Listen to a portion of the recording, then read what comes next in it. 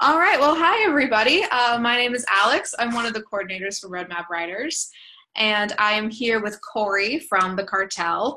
And we're just going to do a little Q&A, get to know him, what he's looking for, his company, so on and so forth. So without further ado, let's just get into it. So, Corey, do you want to tell us a little bit about yourself?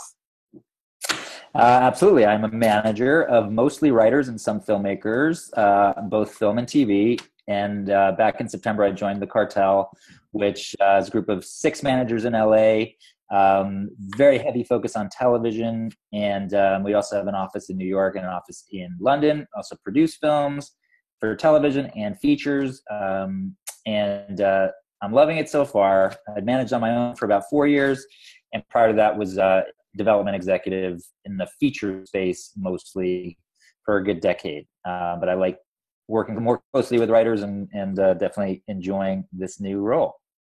All right, fantastic. And what do you look for in a pitch?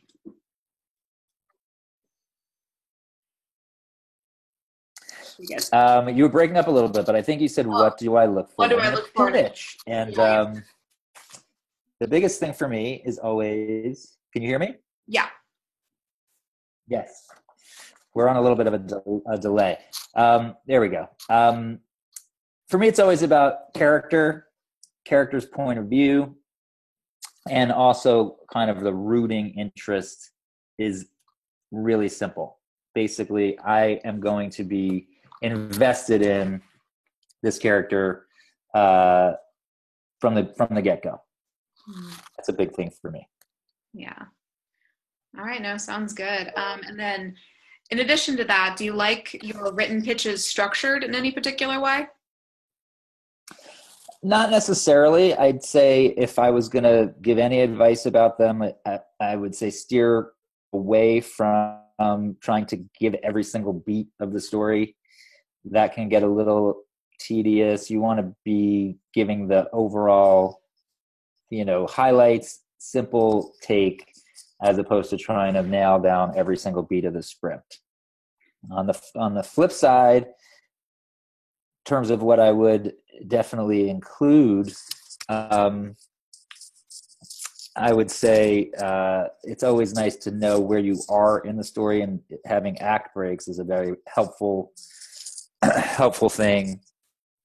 I may have jumped ahead here a little bit, but yeah, because sometimes you're in the middle of the document or even a verbal pitch, and you think you're are already at the end, and then you realize that it was just the first act. Just helpful to say act 1, act 2, act 3. I find that really helpful. Yeah, it kind of grounds you in the document of where you are. Yeah. Okay. And then, so for writers who write a bunch of different genres, should they be pitching like a horror differently than a drama or a comedy? The short answer for me on that is no. I feel like a good story is a good story, and every genre is a drama in some way. I do think that the question really boils down to tone, and it's not a bad idea to try and capture the tone of the script or the story in the document. So therefore, a comedy would maybe feel lighter, more humorous. A scary pitch might have a more serious or ominous flavor to it. The only other thing is, some of the pitches that I've seen now do actually have visuals attached. And I do feel if you're trying to pitch a sci-fi piece or something really where there's a world, some kind of fantasy, on those I don't mind having some kind of a visual aspect to the pitch, even if it's just a drawing or a photograph, to give a flavor that way, which wouldn't be as relevant, I think, in like a comedy. Yeah. And kind of, attaching a little bit of a sort of a follow-up question to that. I've seen some writers include like bits of dialogue from their script in their written pitch. Mm-hmm. How do you feel about that? Like, yay, nay, if it's done well, maybe? Mostly no, I would say. great writing is great writing. So yeah, if it's great and you just read it and you get it, then why not? But overall, sometimes it makes me question, it's hard to capture enough of it where if there's just bits and pieces of it, I sometimes wonder, okay, why was this character highlighted or that moment highlighted in that way? And it brings up more questions than it does good for me personally. Okay, good to know. Good to know. Hopefully they all watch this and learn. So kind of, let's say, you've read a pitch, you love it, you're like, oh my gosh, send me the script, I have to read the script. What are some of the best things that a writer can do to get you hooked by page 15? I think for me, it's always about either just the originality of the voice, or, well, let me talk about that first. I mean, we all read a lot and there's perfectly good scripts out there, but as a person looking for clients, those perfectly good scripts have to stand out. And one of the simplest ways to stand out is just the writer's voice. That can be the dialogue being especially poppy, or the descriptions having a beauty or an elegance that, isn't as common. So the voice is a big thing, but also the storytelling style, meaning if you come up with a totally new way to tell a story, like a nonlinear approach, somehow going to be, and this maybe is more relevant in TV these days, just we've seen so many things so many times. It's how is something going to say, this writer has a unique point of view? That could be the voice, or in my opinion, that can be the storytelling device that you're using, whether it's flashbacks, certain characters kind of point of view. That originality is what I look for. Okay, great. And then I'm going to flip the question, if that's okay with you. What is something that, maybe you loved the pitch, thought the pitch was great, and then you start reading the script, and, if you could pick one or two things that are just deal breakers for you? I think it's good to keep in mind that everybody reading is overwhelmed and has a pile. It used to be an actual pile. Now it's a virtual PDF pile. The people love a fast read. It almost doesn't matter what the genre is. If you can get through a script in an hour, you feel, for whatever reason, like, man, that was a great read. If you start reading and it is just dense and is just full of prose and description and every little detail, that is a no-no. You have to be giving this great visual, take with as few words as possible. Mm-hmm. So definitely the density can be an issue sometimes.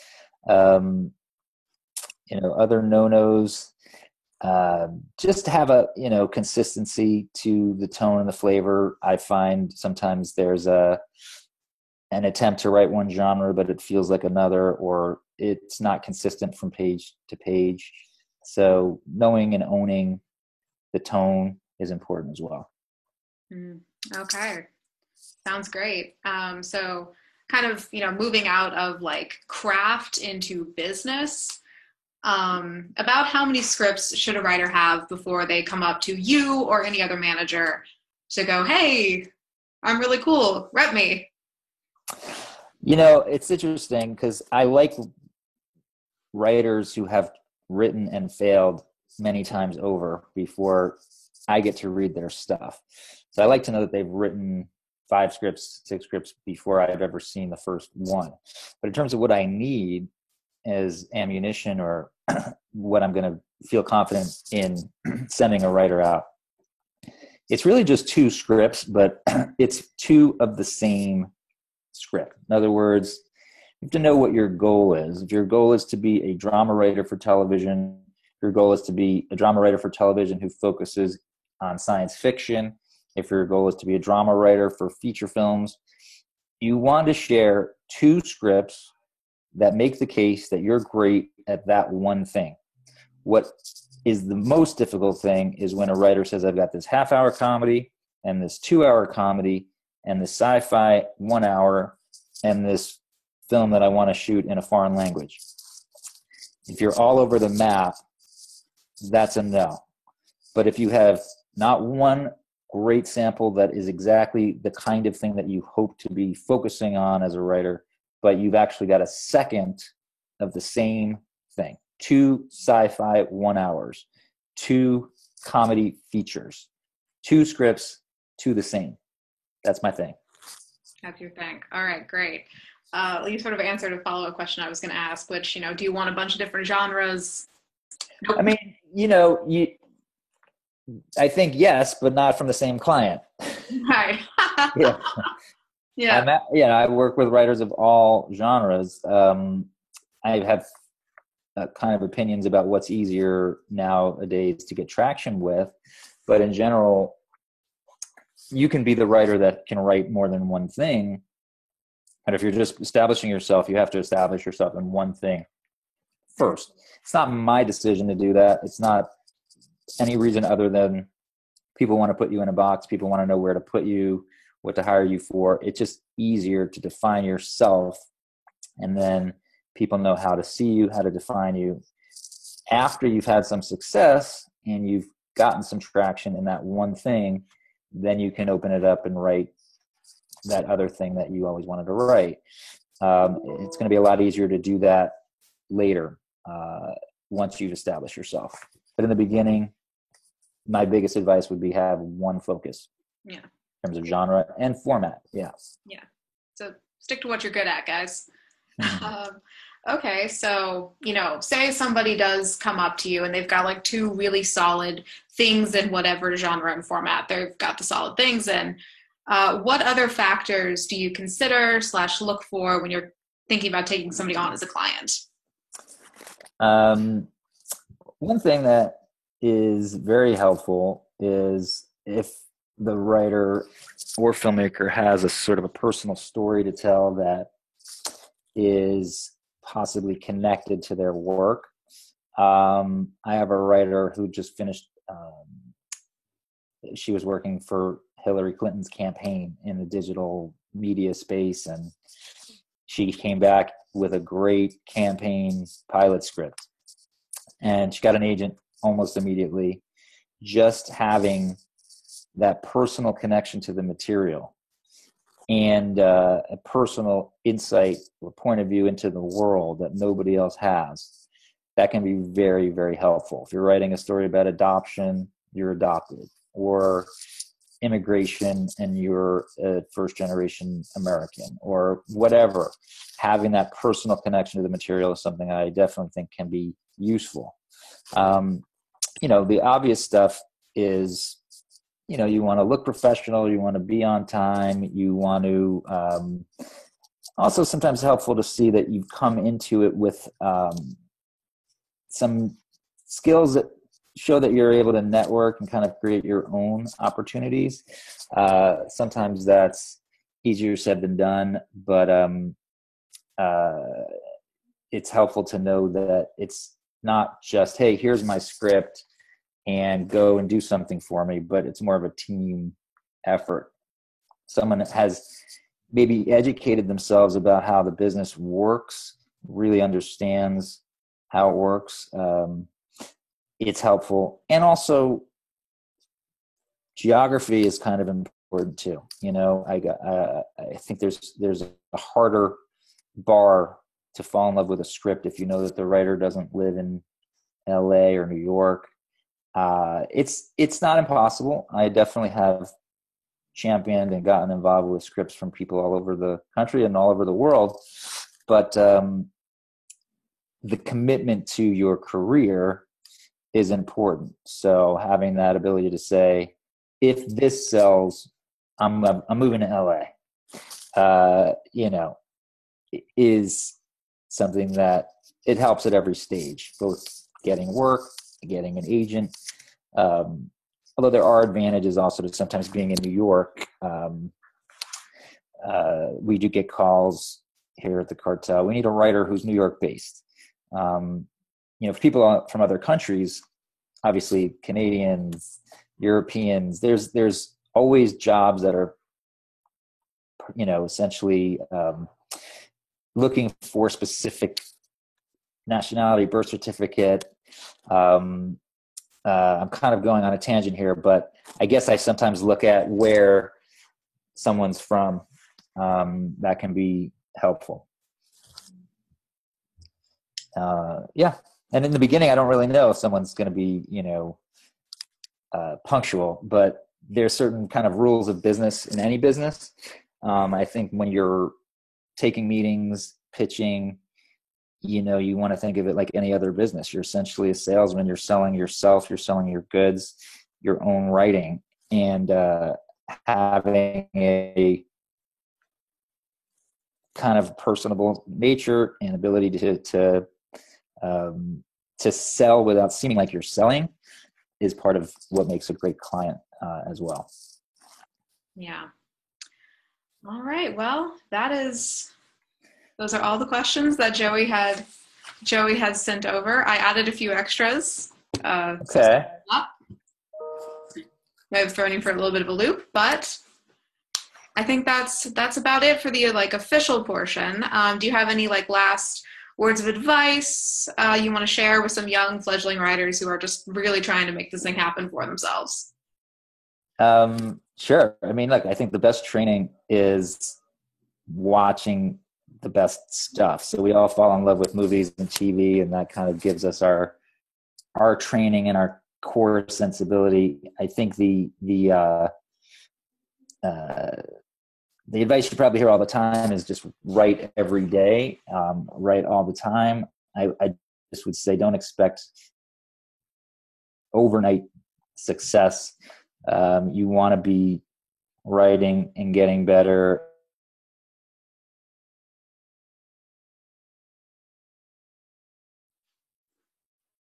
Sometimes it's the 4th or 5th script. Sometimes it's the 10th or 12th script before it's really ready for prime time.